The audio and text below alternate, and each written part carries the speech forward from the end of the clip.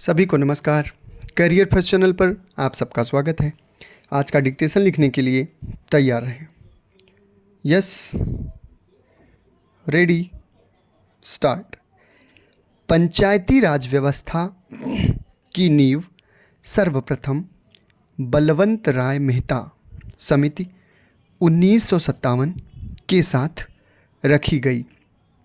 इन्होंने सामुदायिक विकास कार्यक्रम को सफल बनाने हेतु स्थानीय जनता की रुचि एवं सहभागिता पर विशेष बल दिया। साथ ही इन्होंने पंचायती राज की योजना प्रस्तुत की, जिसे लोकतांत्रिक विकेंद्रीकरण कहा गया। राष्ट्रीय विकास परिषद ने 1958 में इस योजना को स्वीकार कर लिया एवं सन 1959 में पंचायती राज योजना को प्रारंभ किया गया। 1977 में जनता दल सरकार ने पंचायतों को मजबूत बनाने के उपाय सुझाने के लिए अशोक मेहता समिति नियुक्त की 1978 में इस समिति ने पंचायती राज के पुनर्जीवन के लिए अनेक सिफारिशें कीं। तत्पश्चात पंचायती राज के वित्त एवं संसाधनों की समस्याओं के अध्ययन के लिए संथानम समिति की नियुक्ति की गई। इन समितियों के सिफारिशों के बावजूद पंचायती राज व्यवस्था के कार्यकलापों का कोई विशेष निष्कर्ष नहीं निकला। 1985 के बाद 1984 चुनाव के बाद पंचायत के क्रियाकलापों में जान फूंकने के लिए तत्कालीन सरकार ने पुनः दो समितियों 1985 में GVS राव समिति और 1986 में LM सिंघवी समिति गठित की।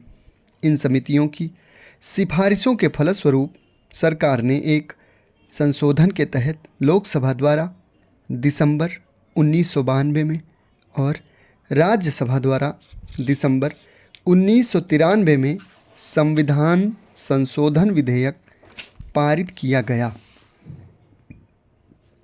पंचायती राज संस्थाओं में महिलाओं के प्रवेश ने ग्रामीण सत्ता पर उच्च जातियों और उच्च वर्ग के लोगों की पकड़ कमज़ोर कर दी है, क्योंकि इन महिलाओं में से अधिकतर अपेक्षाकृत निर्धन हैं और निचले वर्ग से संबंधित हैं।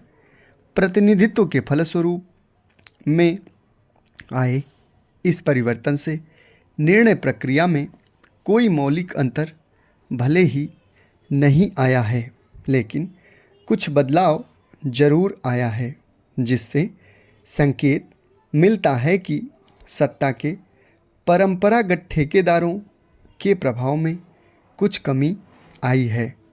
पंचायती राज में महिलाओं को 1/3 आरक्षण अनिवार्य कर दिया गया है, जिसके फलस्वरूप ग्राम पंचायतों और पंचायत समितियों में इनके प्रतिनिधित्व में काफ़ी वृद्धि हुई है। इससे पहले इन संस्थाओं में चुने हुए सदस्य ही महिला सदस्यों को चुनते या नामांकित करते थे और इसीलिए उनकी संख्या 1% से भी कम रहती थी।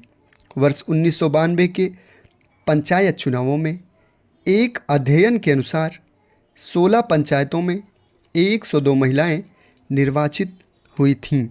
इनमें से अधिकांश सीधे चुनावों द्वारा चुनी गई थीं। आरक्षण के फलस्वरूप महिलाओं के परंपरागत व्यवसाय में परिवर्तन कोई खास नहीं हुआ है, परंतु इसके आर्थिक स्तर में सुधार आया है। ग्रामीण स्तर पर सत्ता में जनता की सीधी भागीदारी सुनिश्चित करने के लिए पंचायती राज संस्थाओं के पुनर्गठन हेतु अप्रैल 1993 से 73वां संविधान संशोधन अधिनियम लागू है। समाप्त। धन्यवाद।